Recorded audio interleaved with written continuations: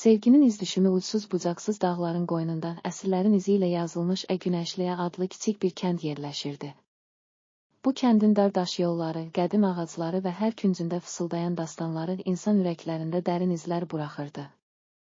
Hər səhər dağların zirvələrindən süzülən günəş şüaları, torpağın qoxusu və axan çayların nəğməsində yeni ümidlər aşılayırdı.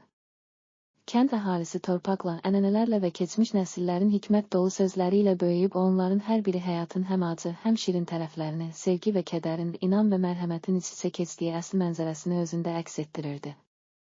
Kəndin ən hörmətli simalarından biri olan Əli bəy illərin təcrübəsinin, mərhəməti və sarsılmaz inamı ilə hər kəsin qəlbində yer almışdı.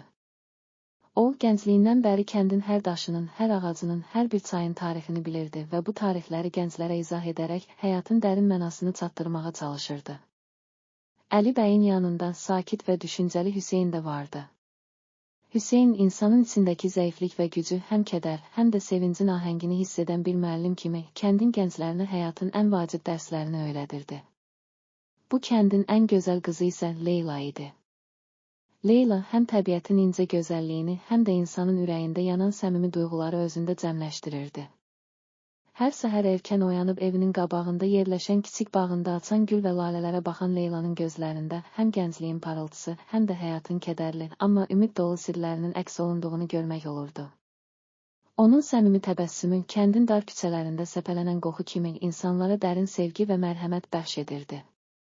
Kəndin sakitliyinə, keçmişin və gələcəyin sirlərinə baxan gənc Arif də var idi. Arif, kəndin kənarındakı dağ yollarında uzun-uzadı gəzir, təbiətin sükutuna qarışan külək və axan çayın nəbzində öz hiss dünyasının sirlərini axtarırdı. O, hər addımında həyatın mürəkkəbliyini, həm sevinci, həm də kədəri dərin düşüncələrlə qəbul edirdi. Arifin qəlbində yaşadığı hər duyğu, sanki böyük bir romanın səhifələrində canlanan obrazlar kimi idi. O, keçmişin xatirələrini, gələcəyin ümidlərini və əsl sevginin nə demək olduğunu anlaya bilmək üçün daim axtarış içində idi.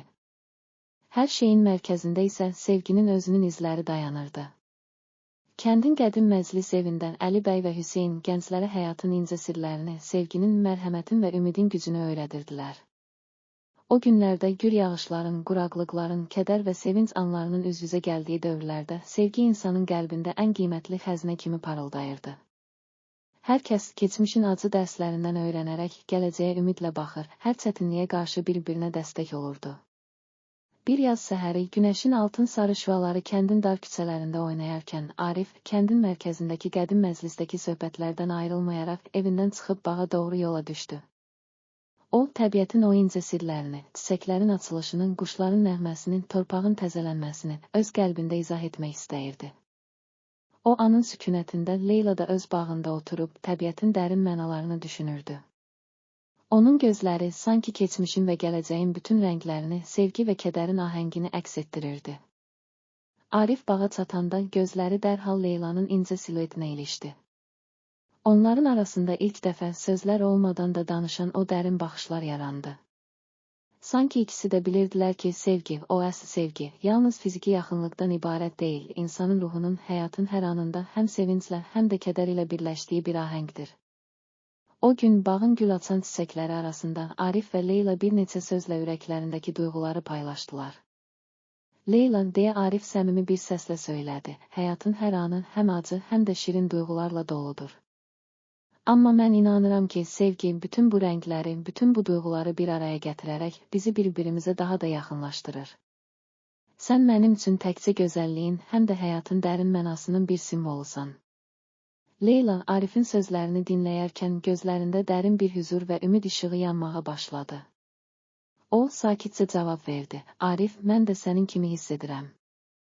Hər çətin an, hər göz yaşından sonra sevginin yeni bir başlanğıcı, ümidin yenidən doğulması kimi görünür.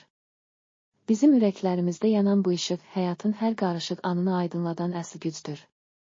Bu sözlər, kəndin mərkəzində toplanan digər gənclərin də ürəklərində sanki dərin bir sirri, əsl sevginin nə demək olduğunu xatırlatdı.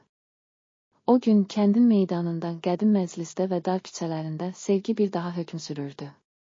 İnsanlar keçmişin acı dərslərini, itkiləri və uğurları yad edərək gələcək üçün sevgi ilə dolu addımlar atır, hər kəs öz həyatında əsl sevginin iz düşümünü axtarırdı. Günlər keçdikcə Arif və Leylanın sevgisi daha da dərinləşdi. Onlar kəndin kənarındakı geniş çəmənliklərdə əl-ələ gəzir, dağların ətəyindəki sərin pərdə kimi süzülən çayların yanında oturub, həyatın incə naxışlarını, kədərin və sevincin ahəngini bölüşürdülər. Hər dəfə birlikdə keçirdikləri o anlar, sanki Tolstoyun nəhəng romanlarında təsvir olunan böyük və dərin duyğular kimi hər kəsin ürəyinə iz buraxırdı. Əli bəy, Hüseyn və digər müdriklər gənclərə sevginin yalnız romantik bir duyğu olmadığını, həm də insanın həyatında ən əhəmiyyətli dəyər olduğunu öyrədir. Sevgi, həyatın bütün rənglərini, həm kədər, həm də sevinci bir araya gətirən o əbədi işıqdır, deyə söz söyləyirdilər. Onların sözləri kəndin hər küncündə, hər daşında, hər ağacın kölgəsində sanki əbədi bir dastanın parçası kimi əks olunurdu. Bir neçə il sonra kəndin həyatı yenidən dəyişməyə başladı. Keçmişin kədər dolu illərindən sonra torpaq yenidən bərəkətə qovuşdu, axan çaylar öz sularını tapdı, bağlarda yeni çiçəklər açdı. Kəndin insanları hər bir yeni günün, hər bir yeni səhərin, həyatın əsl mənasını bir daha dərk etdilər. Arif və Leyla da sevgilərini daha da möhkəmləndirərək birgə gələcəyin ümidinə inandılar. Onlar kəndin ən gözəl cütlüklərindən birinə çevrildilər və sevginin dərin mənasını yaşadıkları hər anla daha da zənginləşdirdilər. Kəndin böyük məclis evində bayram və mərasimlər zamanı Əli bəy hər zaman gənclərə sevgi sadəcə ürəklərin bir-birinə bağlı olması deyil, həm də keçmişin dərslərindən acı və sevinclərin, kədər və ümidin bir-birinə qarışdığı o əbədi hikmətdir, deyə sözlər söyləyirdi. Hüseyn isə çay süfrələrində hər çətin anın ardından sevgi ilə doğan yeni ümidlər var, həyatın hər damlasında, hər göz yaşında əsl sevgi izini görürük, deyə sözlər söyləyərək insanlara güc verirdi. Günlər illərlə əvəz oldu, kəndin dar küçələri, qədim divarları, axan çayları və o səmimi məclis evində toplanan insanlar hər zaman sevginin dərin mənasının, insanlıq tarixinin ən qiymətli dəyərlərini yad edərək, həyatlarını sarsılmaz inam və mərhəmətlə davam etdirdilər. Arif və Leylanın sevgisi təkcə öz aralarında qalmayıb, kəndin digər gənclərinə də yol göstərən bir nümunəyə çevrildi. Onlar hər kəsə göstərdilər ki, sevgi, əsl, səmimi və dərin sevgi, insanın bütün çətinliklərini, kədərini və itkilərini aşaraq həyatın ən qiymətli xəzinəsi ola bilər. Beləliklə, Günəşliyə kəndində hər yeni səhər dağların zirvələrindən süzülən o altın şüalarla birlikdə sevginin izləri yenidən canlanır, hər kəs öz həyatının ən dərin səhifələrində əsl sevginin iz düşümünü axtarırdı. Hər damla yağış, hər əsən külək və hər axan çayın səsi insanlara öyrədirdi ki, həyat nə qədər çətin olsa da, içimizdə yanan sevgi və mərhəmət hər zaman qaranlığa qarşı parıldayan bir işıq kimi qalır.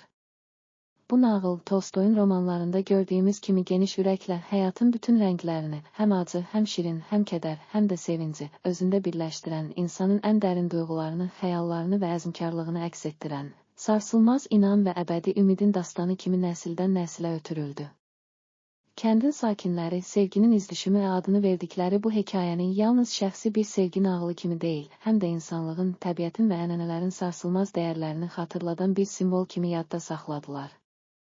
Beləliklə, kəndin dar daş yollarında, axan çayların səsi arasında, qədim məclisdə və hər bir ürəkdə sevginin əsl mənası, insanın bütün zəifliklərini və gücünü, həm acı, həm də şirin anları bir araya gətirən o əbədi işığı həmişə yaşayacaq, ömür boyu parıldayacaqdı.